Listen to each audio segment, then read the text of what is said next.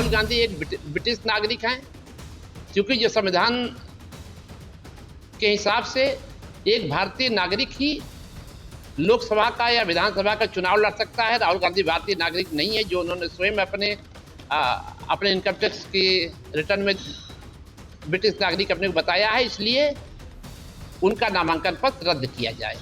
कि राहुल गांधी को 2 साल की सजा हुई है और उस नाते संविधान के अनुच्छेद 102 संपठित धारा 83 आदि representation of people act Rahul Gandhi चुनाव लड़ने के अयोग्य है। रुद्र प्रताप सिंह की तरफ से कलेक्टर जो रिटर्निंग अफसर है इस चुनाव की, उनके समक्ष एक आपत्ति दाखिल किया है, जिसमें राहुल गांधी के नॉमिनेशन पेपर को 2 आधारों पर रद्द करने की मांग किया है। प्रथम आधार ये है कि राहुल गांधी को 2 साल की सजा हुई है और उस नाते संविधान के अनुच्छेद 102 संपठित धारा 83 आदि representation of people act Rahul Gandhi चुनाव लड़ने के अयोग्य है।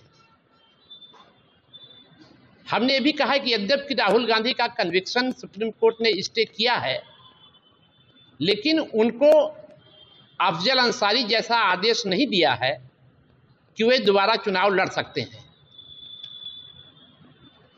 अफजल अंसारी के मामले में उनको भी सजा हुई थी गैंगस्टर एक्ट में 4 साल की। जब वो सुप्रीम कोर्ट गए तो सुप्रीम कोर्ट ने उनके कन्विक्शन को स्टे किया और एक कहा, हम आपको पढ़ के बताते हैं, The appellant shall not be disqualified to contest future elections during the pendency of his criminal appeal before the High Court, and if he is elected, such election will be subject to the outcome of the first criminal appeal.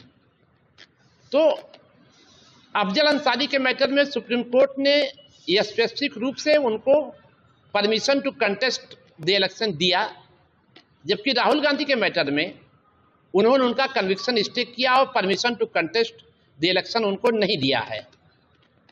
तो इस आधार पर हमारा कहना था कि अगर supreme court चाहता तो आपको भी कन्विक्शन स्टे करने के साथ साथ आपको permission to contest the election देता, जैसे उसने अफजल अंसारी के मैटर में दिया है।